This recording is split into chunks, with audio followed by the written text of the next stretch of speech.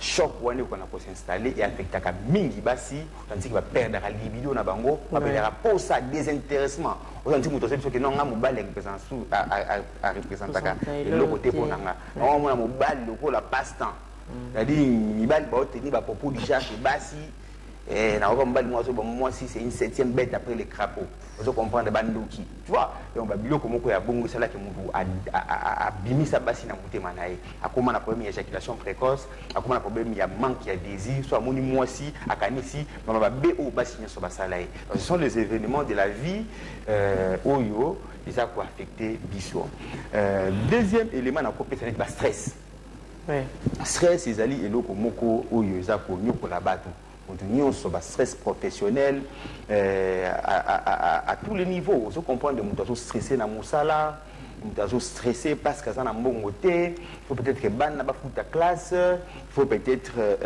moi n'a zobela ou bien moi aussi n'a zobela. Donc c'est pas circonstance il y a vie oyo et c'est ça là qui est mon tour. Qu'on a vous affecté du point de vue sexuel. Vous avez mon tour parce que banda n'a zaki na procès mon coup na parquet. Banda makambwane komela ngai. Vous comprenez que et ça là qui les lots, nous avons bien, mais stress c'est un thème qui est très très élevé dans notre naïe et déséquilibré. Vous comprenez le système homéostasie en notre équilibre en notre et comment déséquilibrer. Et en gros les lots vous allez très important, vous allez les stress adaptatifs quoi. Il faut montrer à qu'on a yeba il faut qu'on s'adapte à stress. Vous comprenez qu'il limiter les dégâts. Peut-être qu'il faut qu'on considère que les psychologues, les sexologues, qui intervenir dans la dimension. Donc tout stress, il faut affecter la vie sexuelle, il y a à tout point de vue. Il y a Bassi tout comme il y a Nibali. Et là, comme ça, on ça comme troisième élément, il y a des problèmes, il y a des détenus. Vous comprenez, peut-être dans la prison. On a 8 ans, il faut aller cas, Natala Bango. Je comprends, nous sommes 10 ans en prison, 20 ans même. 20 ans en prison, peut-être qu'il y a des bavures, il y a des prison, je comprends, ça dit, à 5 ans, à détenu, à 10 ans avant dans la prison, il y a Kala, à Bimana, moi cité. Je comprends, à Bimana, mobilité. Donc, à Bimi, il ne faut pas abandonner cette sexualité. Je comprends certainement que Koubimana a un problème. Oui. Tout comme Koubimana était bien. Mais dans la majorité des cas, Koubimana bien d'être prisonnier. Pourtant, il prisonnier belé, et après Koubimana prison, avec ce que nos docteurs, Banda, dans la prison, Talé, d'Aki, Boye, condition de nos vies, il y a affecté la vie sexuelle. Il y a affecté la vie sexuelle. Prisonnier, il y a plus de 1 an en prison, plus de 2 ans en prison, et Koubimi. Pourquoi la sexualité, bon moté, sans qu'il y ait au monde abus sur la sexologue. Oui, docteur Mamou, vous avez dit que c'est une maladie ou influencer tout peu déséquilibre sexuel. Oui, effectivement, il y a des maladies aussi. Et heureusement qu'on a un paragraphe à Mouni Makassi. Donc, il y a des maladies, je dirais, chirurgicales, des maladies en rapport avec la médecine interne, même avec la gynéco, qui est vie sexuelle, il y a bassi, tout comme il y a mibali et qu'on a affecté. Par exemple, tout le monde est accidenté à supposer. Accident grave, abîmé, peut-être qu'il est né à l'hôpital, il a été hospitalisé peut-être pendant 2 ans, 3 ans. Donc on prend avec ma fracture, il y a 6 mois, c'est le bon. Voilà, même 6 mois déjà avec fracture, il y a féminin, il y a tibia, intervention à niveau à petit bassin. Vous comprenez donc il y a une intervention majeure où il y a la question de l'hôpital. Et je dirais c'est tout à fait normal, vie sexuelle qu'on a affecté. Il y a beaucoup de sexualité, mal à mon côté sans pour autant. On a consulté un sexologue. Donc, intervention à niveau, il y a petit bassin, on a insisté, à niveau, il y a prostate, peut-être à niveau, il y a bassi, de l'intervention à niveau, il y a matrice, à niveau, il y a trompe, peut-être que sur bassin, il y a GI, la grossesse extra-utérine, il y a traumatisme, il y a accouchement et tout. Donc, ça, là, qui est même, il y a épisiotomie.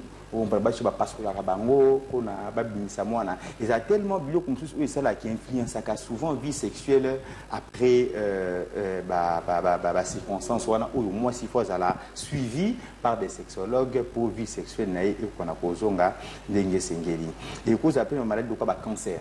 Tu as dit cancer, donc ça bio comme quoi affecte taka. Si nous avons beaucoup plus par rapport, il y a durée hospitalisation. Donc, il y a des maladies graves.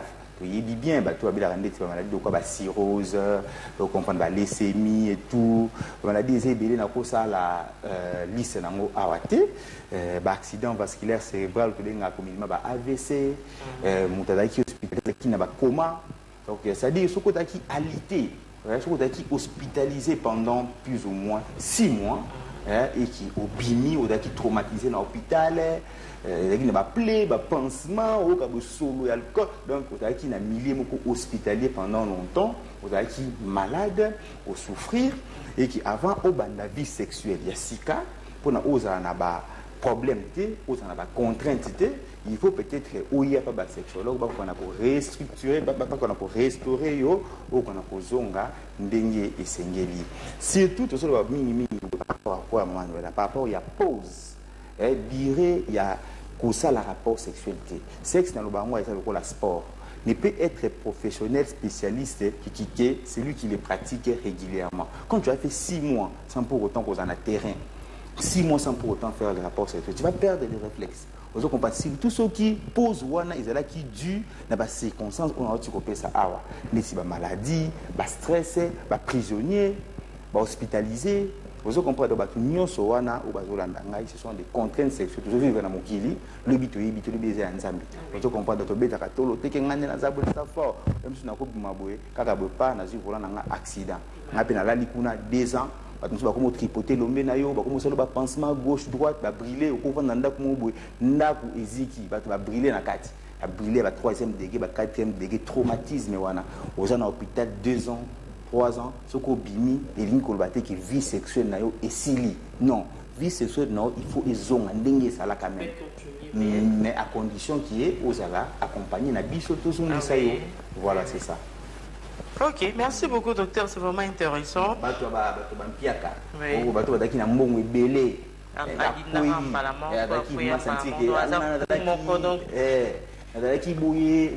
Donc déception on a qui bosse qui makambo komelanga ba ibanga mbongo ba escroquer ngai ba circonstance ya vie et comme ça ngai boye na comme des de vie ba traumatisme à vie. Oui docteur, maman, vous savez aussi il y a d'autres femmes au ba ça la ramine qui ba fausse couche. Ouais. Comment on appelle un problème de déséquilibre? Oui. Et donc, on a sur avortement, répétition, tout comme volontaire, même involontaire. Vous comprenez ça, là, qui est vie sexuelle, il y a moi aussi, on a un peu bouleversé. Voilà. Mais il y a des solutions, il faut venir auprès des sexologues pour tout qu'on a pour décanter. Voilà. Oui, docteur Maman, dites-nous d'abord. Alors, ces mêmes circuits peuvent aussi modifier la taille des organes génitaux de la femme tout comme de l'homme? Indirectement, je dirais oui. Pourquoi? Parce que la fonction crée l'organe. Comprenez, un organe qui ne fonctionne pas s'atrophie et perd la performance. Dans le exemple, comme on a ceux qui moutou, azalité, avec peut-être une fracture, il y a fémir. Avant d'initier peut-être avec bicataire externe, na lit à l'hôpital, pendant 2 mois, au moins le colonel est condi. Ndenge ça l'a quitté donc parce que ils ont ça là sous ils a irrigué ils a nourri ndenge sengela ça pende on a elombe il faut il faut respirer il faut vivre il faut ça là yo vandi son on a repos 6 mois on comprend on a repos 6 mois na ba prison na autour le bas na ba hôpital na ba circonstances moko ya vie ba déception amoureuse et tout elombe kokonda auto comprendre l'homme kokonda bazola nanga bayebi batala rango omona ki nazaki maboete makambo docteur azoloba makambo ya solo c'est-à-dire parce que makambo nyonso wane komimelo faiblesse sexuelle et komimelo peut-être éjaculation précoce d'où nous avons souffert d'une éjaculation précoce bien faiblesse sexuelle pendant 2 ans 3 ans c'est tout à fait normal que l'homme naïe et on a kokonda et perdre la dimension na yango yango to soko to yebisa bango to soko rassurer bango qui est tant mozo mona ngoza kokonda bongo il faut révolter parce que c'est qui bon côté il faut qu'ils sont attendus ça là Donc, pour nous, le barrage, il y a comme une mais il parce qu'il y a des gens qui me suivent. On doit comprendre qu'il y a des vieux qui me disent que non, mon fils. Et l'homme est conduit des trois quarts. Donc, conduit vraiment dans qui boité, dans qui mouné, mais c'est quoi? Il y a mon temps à ce qui est conduit. À tout notre question, est-ce que vraiment il y a assez que n'est ailleurs il y a moulin mouné là c'est pas. Est-ce qu'il y a assez qui est conduit? Non, tout ça pour que ça ou bien ça ni. Donc yo il singa qui non il conduit.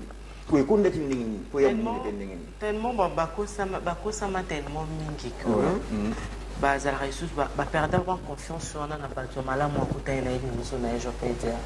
Peut-être bakuta na bato bien té. C'est ça que je dis. Donc bakuta na bato bien té bako sama qui. Et maintenant quand on se retrouver dans l'adresse ya malamu. Il se pose maintenant un problème.